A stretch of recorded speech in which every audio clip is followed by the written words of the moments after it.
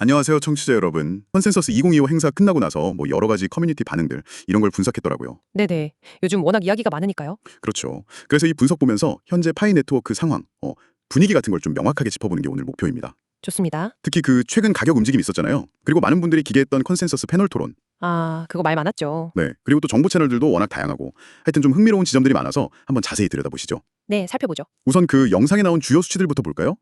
현재 유통량이 한 71억 4천만 파이 정도 된다고 하고요. 네. 지난 24시간 동안 이전된 게 1190만 파이, 그리고 잠금 해제된 보상량 있잖아요. 네, 락업 풀린 거요? 그게 총 19억 7천만 파이에 달한다고 합니다. 꽤 되네요. 네, 적지 않은 양이죠. 그리고 1일 거래량도 가격은 사실 좀 내렸는데 어제보다 38.94%나 늘었다고 해요. 5,027만 달러 수준이랍니다. 오, 거래량이요? 가격은 내렸는데 거래량이 늘었다. 이건 좀 해석이 필요하겠네요. 그렇죠. 그래서 로스코도 이게 현재 가격 한 0.69달러, 0.70달러 이 근처에서 지지력을 보여주는 신호일 수도 있겠다. 이렇게 보더라고요. 가격 움직임이 참 뭐랄까 흥미로운 지점인데요. 네. 그 영상 분석을 보면 컨센서스 행사 바로 전에 0.94달러까지 확 올랐다가 그 이후에 0.70달러 근처까지 좀 빠르게 내려왔어요. 그러고는 약간 횡보하는 모습? 맞아요. 그런 패턴이었죠. 근데 중요한 건 로스코도 지적했지만 그 패널 자체가 파이 네트워크랑 직접적인 관련이 없었다는 점이에요. 아, 그렇죠. 이걸 생각하면 그 급등 배경은 사실 좀 불분명한 거죠. 뭐랄까 약간 기대감만으로 올랐다가 빠진 걸 수도 있고요. 그렇겠네요. 하지만 또 긍정적으로 볼 부분은 단기적으로는 이렇게 변동성이 커도 장기적으로 보면 이전 평균 가격이 한 0.60달러 정도였는데 지금은 그래도 0.70달러 근처잖아요. 네, 좀 올라와 있죠. 그러니까 이런저런 소음 속에서도 어쨌든 성장세, 상승세 그런 게 있다는 걸 보여주는 걸 수도 있다. 이런 분석입니다. 일리 있는 분석이네요.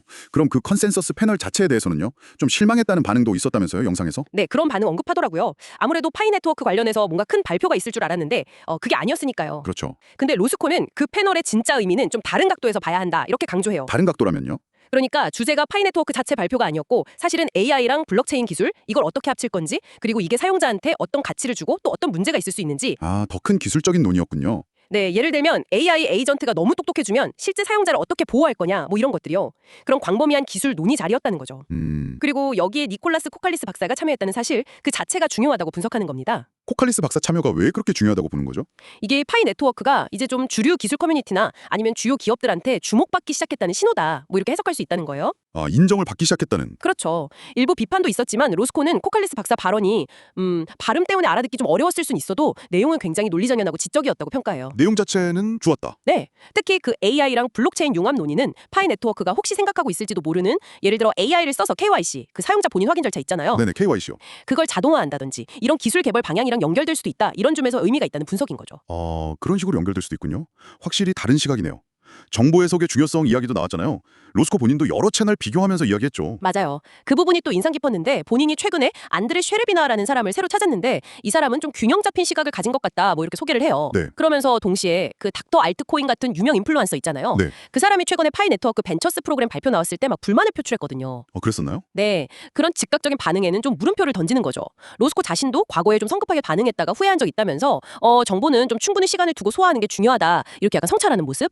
본인 경험에서 나온 이야기군요. 네, 요즘 정보가 너무 많으니까요. 한쪽에 치우치지 않고 여러 군데 보고 결국 스스로 판단하는 게 핵심이다. 이런 이야기였습니다. 하긴 요즘 정보가 정말 넘쳐나죠. 그 거래소들 움직임에 대한 분석도 있었죠. HTX나 바이낸스 같은 것들. 네, 그것도 짚어주더라고요. HTX나 바이낸스 같은 곳에서 파이코인 관련해서 약간 티저 같은 걸 내놓는 움직임 있잖아요. 네. 이게 진짜 성장 계획이라기보다는 현재 파이 네트워크에 대한 시장의 기대감이 워낙 높으니까 그걸 좀 활용하려는 마케팅 전략의 가능성이 높다. 이렇게 분석해요. 그냥 관심 끌기용일 수 있다. 그렇죠. 거래소 입장에서는 이런 관심도를 이용하는 게 어찌 보면 당연한 걸 수도 있다. 이런 좀 현실적인 시각을 제시하더라고요. 그렇군요. 자, 그럼 종합적으로 봤을 때 이 영상 분석과는 현재 상황을 어떻게 보고 있는 건가요? 좀 정리를 해보자면. 결론은 단기적인 가격 등락이나 여러 소문들에 너무 흔들리지 말고 좀 장기적인 관점을 유지하자 이겁니다. 장기적인 관점. 네, 현재 가격, 그러니까 0.70달러 근처 가격이 급등 후에 좀 조정을 받긴 했지만 여전히 이전보다는 높은 수준이다. 그러니까 프로젝트가 본질적으로 어떻게 진행되는지를 꾸준히 지켜보는 게 중요하다. 이렇게 권장하고 있어요. 네, 오늘 데이브로스코 분석을 통해서 보니까 파이 네트워크가 단기적으로는 좀 변동성이 있긴 하지만 그 기저에는 또 나름의 흐름을 만들어가고 있는 것 같고요. 그렇죠. 그리고 컨센서스 같은 외부 행사 참여도 그 자체로 또 상징적인 의미가 있을 수 있다는 점도 확인했네요. 네, 맞습니다. 또 다양한 정보 속에서 우리가 좀 비판적인 시각을 유지하는 게 정말 중요하구나. 이것도 다시 한번 생각하게 되고요. 네, 그렇죠. 여기서 한 가지 더 생각해 볼 점은 이런 것 같아요. 그 로스크 분석에서도 잠깐 언급됐지만 AI 기반 KYC 자동화 같은 거 있잖아요. 이건 어떻게 보면 좀 중앙화된 기술 개발 방향인데 네, 또 다른 한편으로는 커뮤니티의 자발적인 참여나 정보 해석 이런 건 굉장히 탈중앙적인 요소고요. 그렇죠. 두 가지 성격이 공존하네요. 네, 그래서 파이 네트워크가 앞으로 이 중앙화된 기술 개발이랑 탈중앙적인 커뮤니티 요소 사이에서 과연 어떤 균형점을 찾아 나갈 것인가. 아, 그 균형점이 중요하겠네요. 네, 이 지점이 앞으로 파이 네트워크의 성공 여부를 가늠할 수 있는 뭐랄까 중요한 관전 포인트가 되지 않을까 싶습니다.